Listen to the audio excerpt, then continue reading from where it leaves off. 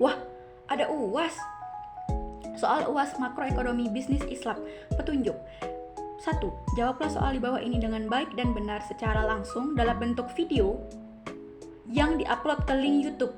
Buat video lagi. Kedua, buat semenarik dan sejelas mungkin. Ketiga, dikumpulkan ke Kosma. Aku dong. Paling lambat tanggal 31 Januari 2024. Hah? Tipu kali? 31 Desember nggak? Jam 22.00 WIB dan selanjutnya dikirimkan ke saya. Baiklah teman-teman, jumlah soalnya itu ada 5 soal berbentuk esai. Mari kita jawab soal itu satu persatu ya. Mari kita jawab soal pertama. Jelaskan peran penting dari lembaga keuangan syariah dalam perekonomian di Indonesia dan sebutkan lembaga keuangan syariah apa saja yang ada di Indonesia. Kita jawab poin pertama, yaitu jelaskan peran penting dari lembaga keuangan syariah dalam perekonomian di Indonesia. Jadi, peran penting dari lembaga keuangan syariah dalam perekonomian di Indonesia. Lembaga keuangan syariah yang memberikan pelatihan dan pembiayaan untuk mengelola usaha, ini dapat mengurangi kemiskinan dan meningkatkan kesejahteraan masyarakat. Lembaga keuangan syariah yang memberikan pembiayaan kepada usaha mikro, kecil, dan menengah atau disingkat UMKM yang bergerak dalam sektor real itu dapat meningkatkan perekonomian di Indonesia.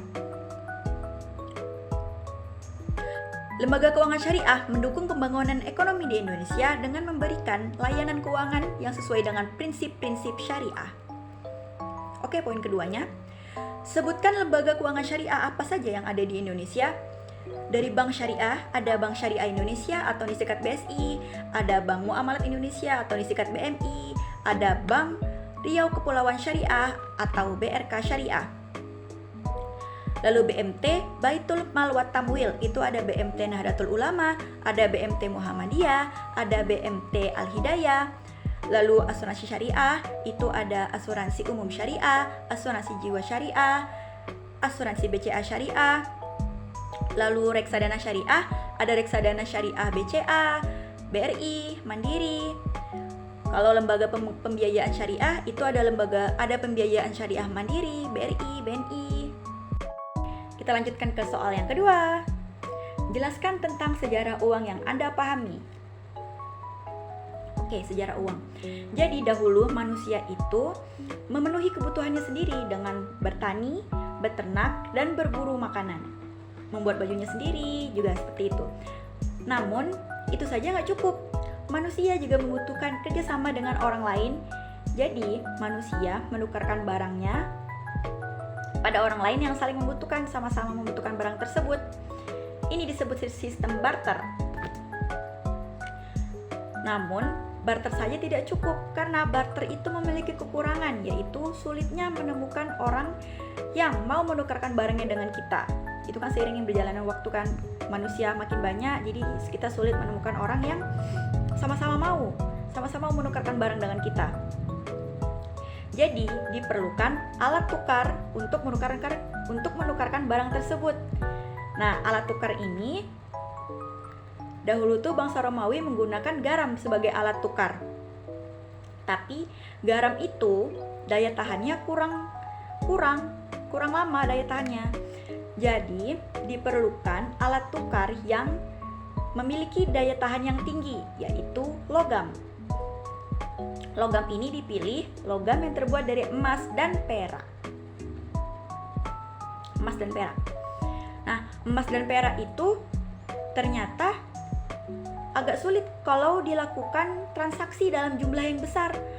Jadi, logam yang berbentuk emas dan perak itu ditukarkan dengan kertas yang berarti bukti kepemilikan dari logam emas dan perak itu. Seiring berjalannya waktu, bukti kepemilikan kertas tersebut menjadi uang kertas yang kita kenal saat ini. Jadi itulah sejarah uang yang saya pahami. Next, soal yang ketiga. Mengapa potensi zakat di Indonesia besar, tetapi masih banyak orang Islam yang enggan membayar zakat, khususnya zakat mal? Dan sebutkan asnaf penerima zakat disertai dengan ayat dalam Al-Quran. kita jawab yang pertama dulu ya. Mengapa potensi zakat di Indonesia itu besar, tetapi masih banyak orang Islam yang enggan membayar zakat, terkhusus zakat mal? Itu menurut saya itu karena kurangnya kesadaran dari mereka sendiri tentang zakat, terkhususnya zakat mal. Padahal ya, sudah jelas dalam rukun Islam yang keempat. Kan 1 syahadat, 2 sholat, 3 puasa, 4 zakat. Nah, itu tuh 4 zakat. Jadi, kalau seseorang tuh tidak membayar zakat, patut dipertanyakan keislamannya. Terus, informasi mengenai zakat itu sudah tersebar sangat luas. Mulai dari ada tuh materinya di materi anak sekolah, ada juga mengenai zakat di topik-topik para penceramah. Terus juga ada juga di website mengenai zakat, lembaga amil zakat. Jadi, tinggal kitanya sendiri apakah kita ingin mencari informasi tersebut atau tidak. Lalu mengenai asnaf penerima zakat, itu ada 8 asnaf, terdapat dalam surah At-Taubah ayat 60 yang bunyinya innamas shadaqatu lil fuqara'i wal masakini wal 'amilina 'alaiha wal mu'allafati qulubuhum wa fir riqabi wal gharimina wa fi sabilillahi wa banis sabil faridatan minallah wallahu alimun hakim. Yang artinya sesungguhnya zakat itu hanya untuk orang-orang fakir, orang-orang miskin, para amil zakat, untuk orang-orang yang dilunakkan hatinya atau mu'alaf, untuk memerdekakan hamba sahaya, untuk membebaskan orang-orang yang berhutang untuk jalan Allah, dan untuk orang-orang yang sedang dalam perjalanan yang memerlukan pertolongan sebagai kewajiban dari Allah Subhanahu wa taala. Allah Maha mengetahui lagi Maha bijaksana. Soal keempat, apa penyebab orang menganggur menurut Anda? Jelaskan dan berikan solusinya. Jadi menurut saya itu orang menganggur tuh karena faktor usia. Anak-anak dan orang lanjut usia itu tidak diwajibkan untuk bekerja. Jadi mereka tuh jadi pengangguran. Jika anak-anak bekerja, maka akan dikenakan undang-undang eksploitasi anak.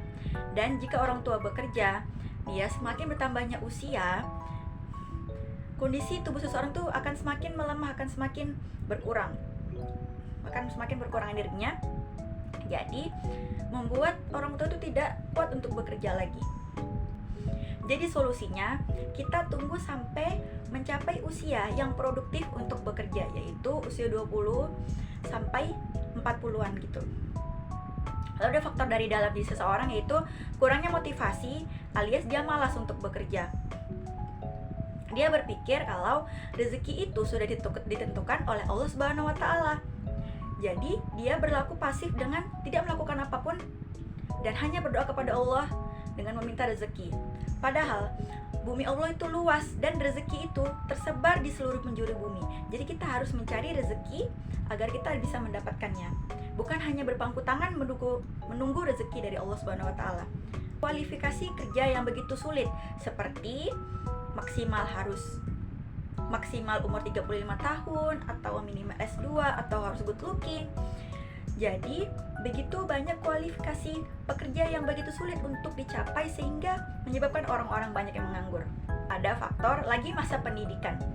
Jadi seseorang yang sedang kuliah, seseorang sedang bekerja atau mengikuti pelatihan tertentu, ia menjadi pengangguran sementara. Ada juga karena emang belum dapat pekerjaan aja. Jadi dia sudah melamar kerja di berbagai perusahaan atau di berbagai tempat lowongan pekerjaan, namun dia belum mendapatkan panggilan untuk bekerja di tempat tersebut.